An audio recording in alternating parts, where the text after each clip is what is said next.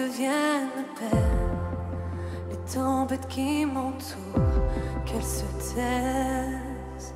À ton nom calme, appelle la mer au calme, la rage en moi au calme, chaque vague.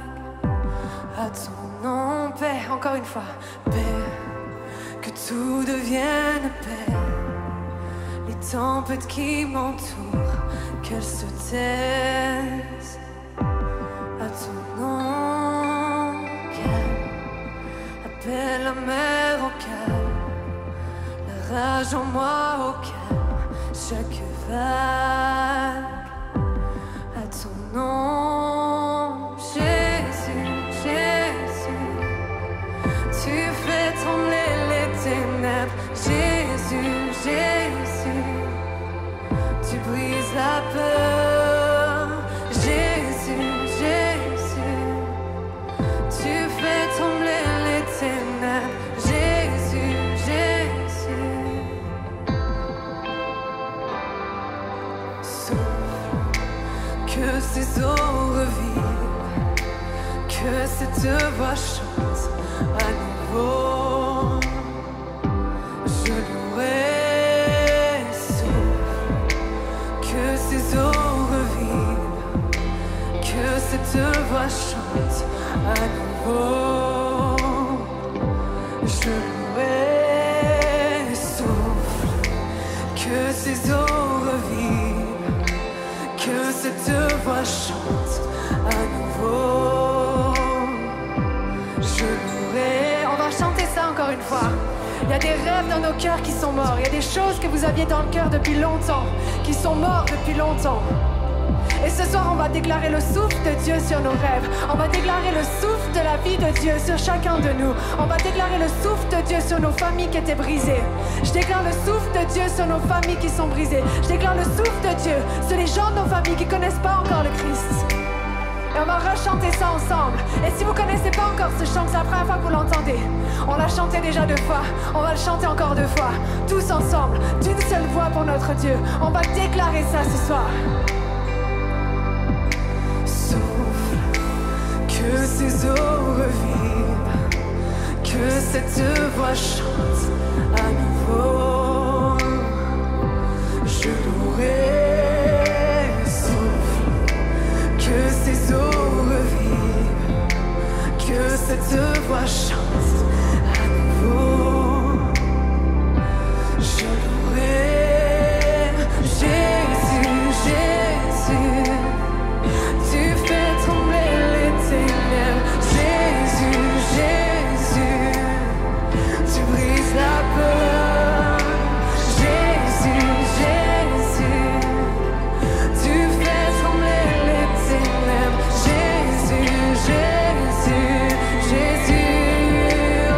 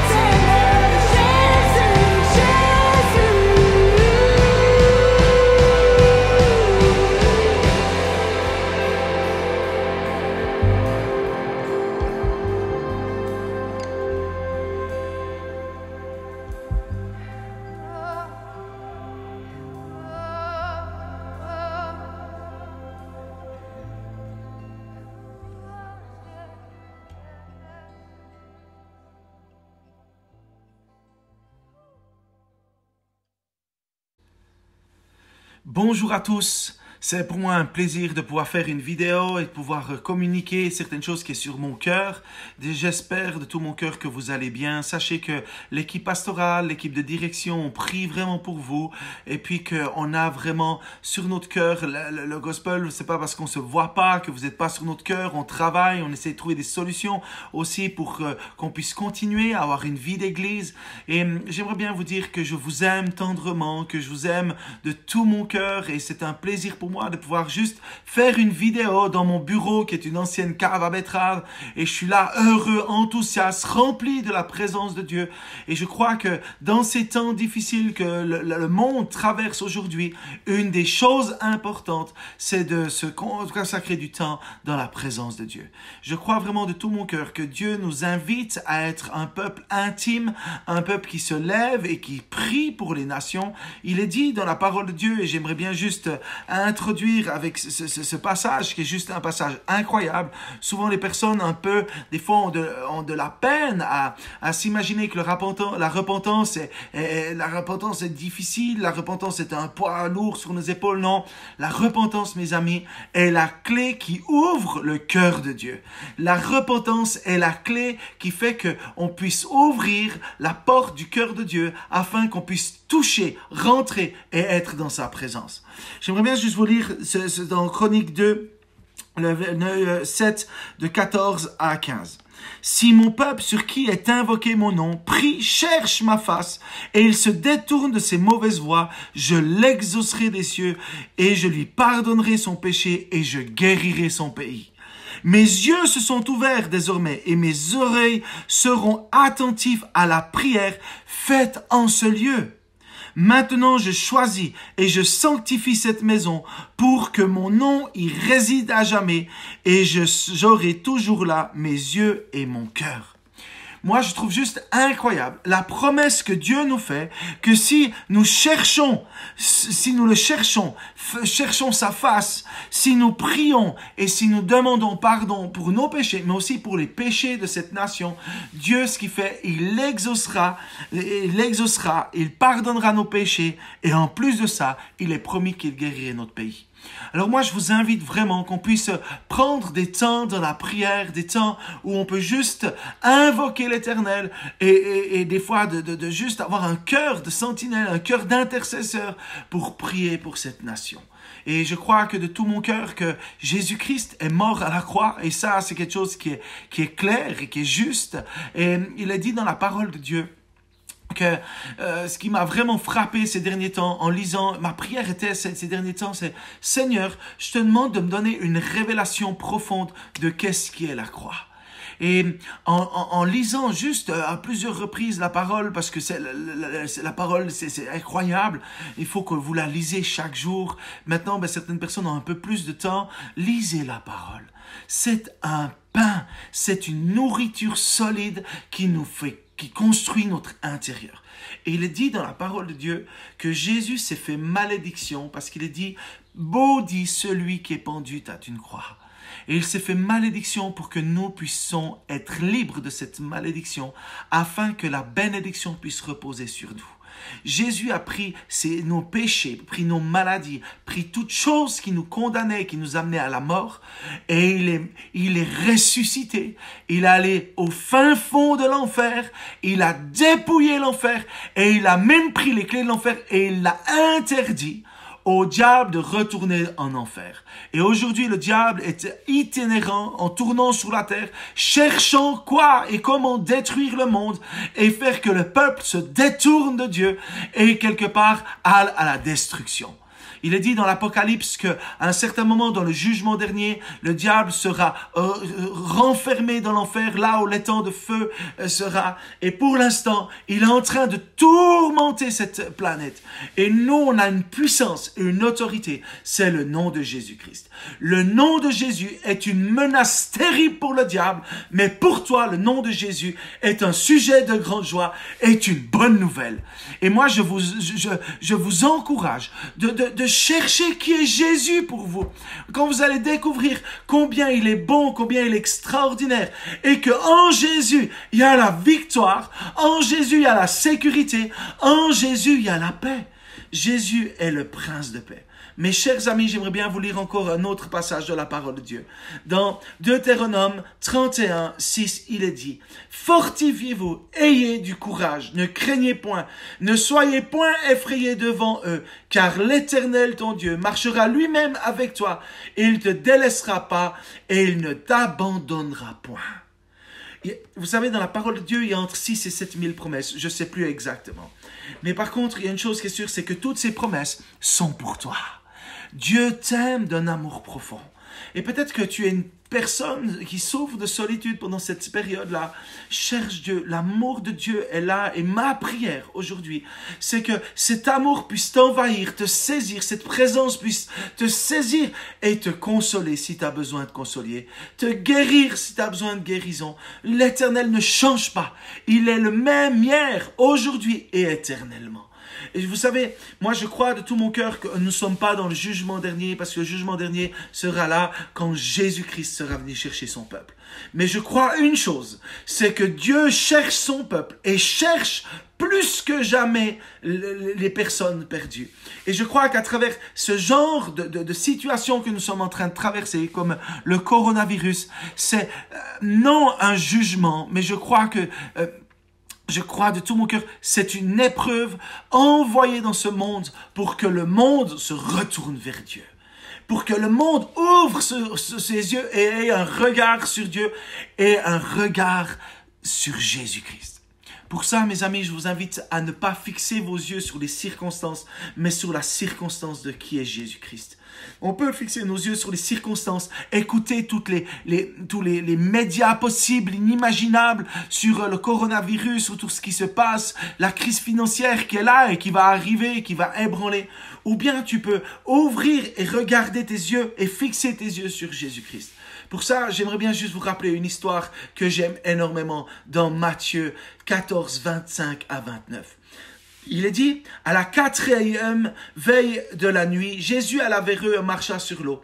Quand les disciples virent marcher sur la mer, ils furent troublés et dirent, c'est un fantôme. Dans la frayeur, ils poussèrent des cris. Jésus aussitôt, rassurez-vous, c'est moi, n'ayez pas peur. Pierre répondit et dit, Seigneur, mais si c'est toi, ordonne que j'aille vers toi sur les eaux. Et Jésus dit, viens. Pierre aussitôt sortit de la barque et marcha sur les eaux, alla vers Jésus. Dans ce passage, il y a plusieurs éléments qui sont fondamentaux et je pense qu'on peut en développer quelques-uns.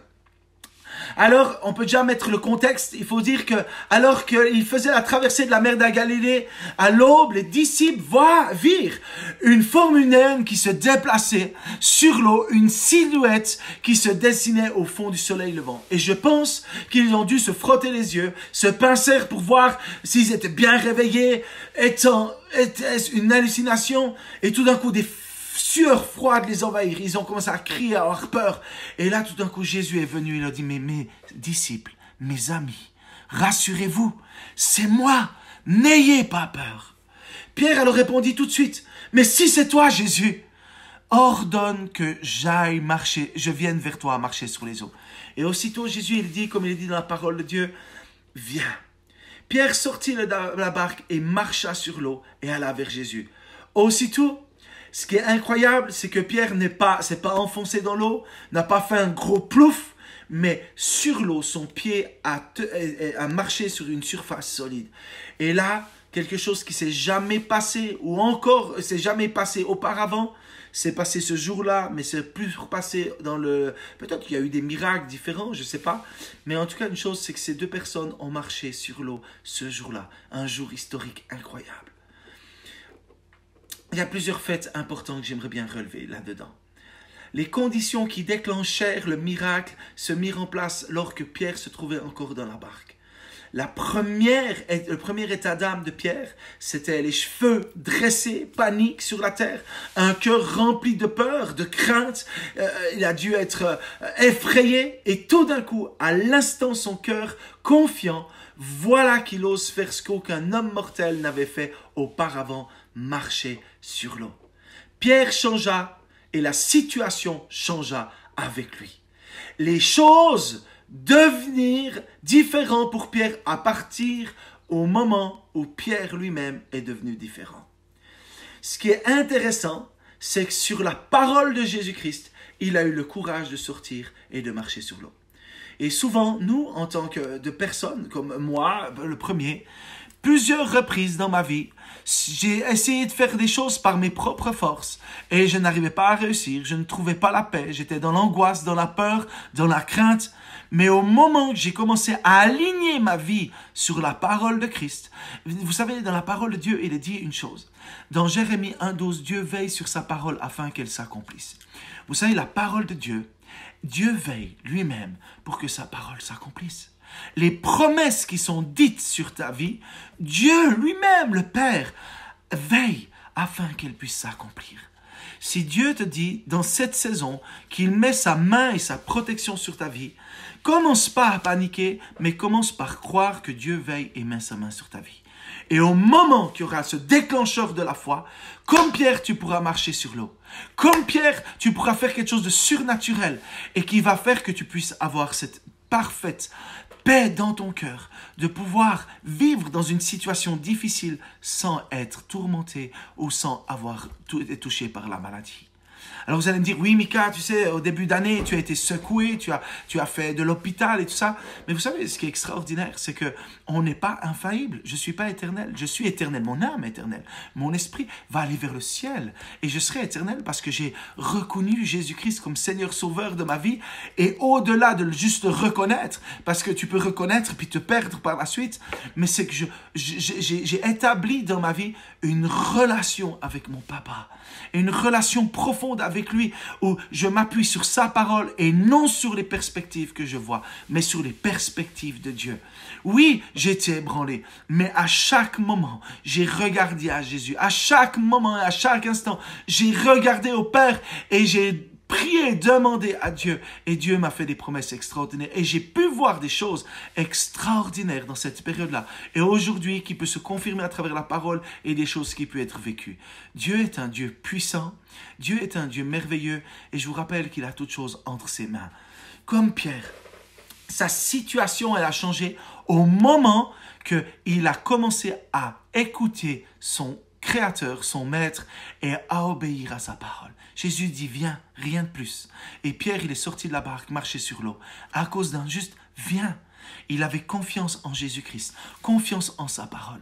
Et moi, je vous invite de tout mon cœur de placer votre confiance dans ce merveilleux livre qui est la Bible, de passer votre confiance en ce que l'Éternel dit. Et il y a aussi une chose que j'aimerais bien vous partager. C'est plusieurs choses. Ce n'est pas un message qui est là, construit avec 1.1, 1.2, mais c'est plutôt un message de cœur à cœur. Vous savez combien je vous aime, combien vous êtes important pour moi. Et j'aimerais bien encore vous encourager sur certaines petites choses. Il y a plusieurs choses qui sont là. On va faire des vidéos qui vont être encore plus construites, des messages, des enseignements. Mais là, aujourd'hui, j'avais à cœur juste de vous parler, cœur à cœur, et de vous bénir parce que vous êtes des gens extraordinaires. Merci pour qui vous êtes. Et c'est vrai que ça me manque de voir cette famille. Je parle à une caméra, quoi. Je sais même pas qui c'est qui va m'écouter. Mais je sais une chose, c'est que vous me manquez. Tous les gens du gospel, c'est incroyable. Quand vous êtes là, on peut vous parler, vous n'avez pas aidé. L'enthousiasme aussi, le feu qui est là dans nos cœurs, quand on peut juste faire des choses pour vous bénir. Il y a une chose, plusieurs personnes m'ont partagé comme quoi c'était difficile cette période parce qu'ils n'arrivaient pas à voir leur perspective, la suite de leur vie. C'est comme si on était arrêté. Alors c'est vrai qu'on vit des choses qu'on n'a pas l'habitude de vivre, qu'on entend les médias, qu'on va à la Migros, puis qu'il y a un Securitas qui est là, qui nous demande d'attendre avant de rentrer dans le magasin. C'est des choses que nous n'avons pas l'habitude. C'est une réalité. Mais par contre, il y a une chose qui est sûre, c'est qu'en Jésus, il y a la perspective de ta vie. Il y a la suite. Et pendant des années, j'ai eu l'occasion de faire différentes choses, de pouvoir prêcher l'évangile dans différents endroits, de pouvoir faire la présidence de différentes célébrations juste extraordinaires. J'ai vécu des moments où la présence de Dieu était intense, forte. Et puis j'étais enthousiaste de feu. Et tout d'un coup, dans ma vie, il m'arrivait plusieurs reprises des choses où j'étais arrêté violemment dû à un accident ou plusieurs accidents ou dû à ma santé. Et ce qui a fait qu'à un certain moment, je ne savais plus quoi faire et je n'avais plus aucune perspective de la vie. Et dans mon cœur, il y avait un cri de la part de Dieu, c'est Mika, cherche-moi dans l'intimité. Et j'ai commencé à développer une relation intime profonde avec mon papa. À travers la parole de Dieu, lire chaque jour la Bible. Alors c'est excellent de lire un verset, mais lisez la parole de Dieu. Il y a des gens, ils arrivent à lire des romans entiers, et ils arrivent à peine à lire un chapitre de la parole de Dieu. Mes amis, lisons cette merveilleuse parole, lisons ce livre extraordinaire. Prions, cherchons sa face. N'ayez pas peur de reconnaître quand vous êtes souffrant. Moi, je suis aujourd'hui fragile dans mes émotions, mais je vais vers mon papa et je dis, Père, guéris mon cœur, guéris mes émotions. Cherchons Dieu, n'ayez pas peur de s'humilier. La repentance, c'est la clé, comme je vous disais, qui ouvre le cœur de Dieu. Et mes amis, soyons intimes. Vous savez, écrivez ce que vous recevez de la part de Dieu. Moi, j'écris, j'ai des pages entières de ce que Dieu me parle. Et quand je suis effrayé, et quand je suis apeuré, je vais chercher Dieu. Et je l'écoute et ça apaise mon cœur. Parce que je m'aligne à sa parole. Je m'aligne à sa perspective. Je m'aligne à qui il est. Quand je m'aligne à Jésus-Christ, la paix vient. Parce que dans la parole de Dieu, il est dit que Jésus est le prince de paix. Je vous encourage, mes amis, à chercher Dieu, à être intime. Et tu verras au moment que tu vas être intime avec Dieu, que tu vas chercher Dieu à travers la prière, la parole de Dieu, et juste à écouter sa parole, être dans sa paix. La perspective va s'ouvrir pour ton avenir et tu n'auras plus peur de l'avenir. Et même dans ces temps d'arrêt, encore, c'est plus extraordinaire, on est dans un temps d'arrêt, cherchons Dieu plus que jamais. Plusieurs prophètes ont prophétisé qu'on rentrait dans une nouvelle ère et on est rentré dans la nouvelle ère. Les gens qui disent qu'on n'est pas rentré dans une nouvelle ère, c'est que des gens qui sont complètement aveugles. Aujourd'hui, nous rentrons dans une nouvelle ère et cherchons Dieu parce que je pense que plusieurs personnes fonctionnaient comme moi j'ai fonctionné pendant des années de certaines façons et Dieu est en train de changer complètement la façon de mon travail, les fonctions que j'avais, les différentes choses, responsabilités. Dieu est en train de retravailler. C'est un excellent travail parce que je vois que ma vie s'aligne à la perspective de Dieu. Je vous invite, mes amis, à ne pas vous laisser abattre, mais à chercher, à prier. Et comme cette chanson que je vous ai mise au début, prions, Père, que tout devienne paix. Et que même si la tempête entoure aujourd'hui, nous pouvons demander à Dieu le Père que la paix revienne sur cette terre, que tout devienne au calme et revienne au calme, et que Jésus, lui, qui brise la peur, puisse simplement venir nous apaiser. C'est Jésus qui fait trembler les ténèbres. C'est un des plus grands soucis du diable, c'est le nom de Jésus-Christ. Jésus est mort à la croix, je vous rappelle. Son sang a coulé pour la protection de nos vies, familles. Et je vous invite à prier, à demander à Dieu de prendre la Sainte Seine, de vous rappeler qu'est-ce qu'est ce merveilleux sacrifice, de vous rappeler qu'à travers ses meurtrissures, nous sommes guéris. Rappeler qu'à travers son sang qui a coulé, il y a le pardon du péché et il y a la protection. Et moi, je suis heureux de savoir que nous sommes aujourd'hui dans un pays où malgré la maladie, on n'est pas persécuté. Et on peut avoir chacun une Bible à la maison, prier, lire, chercher ce Dieu extraordinaire. Et aussi, je vous encourage à être des gens qui encouragent et qui aident. Si ton voisin est apeuré, encourage-le. Si tu as des gens dans la famille qui sont apeurés, encourage, prie, cherche sa face. Vous savez, c'est pas contre la chair et le sang qu'on doit combattre, mais c'est contre les principautés de ce monde. Et la maladie coronavirus, c'est un virus qui doit être vaincu par le sang de Jésus-Christ. Et c'est pour ça que je vous appelle à vous lever dans la prière, dans le jeûne. Je vous appelle à être des gens qui cherchent Dieu. Arrêtez. Il y a des gens, malheureusement, j'ai des chrétiens qui lisent plus d'articles sur le coronavirus, qui cherchent de tous les sens qu'est-ce qu'est le coronavirus et qui oublient de chercher l'essentiel, Jésus-Christ. Apprenez à fixer vos yeux à la bonne place. Alors fixe tes yeux sur Jésus et sache une chose, je vous aime tendrement. Et je m'en réjouis de vivre des temps de célébration avec vous, de vous serrer dans les bras, de vous embrasser. Vous êtes des gens extraordinaires.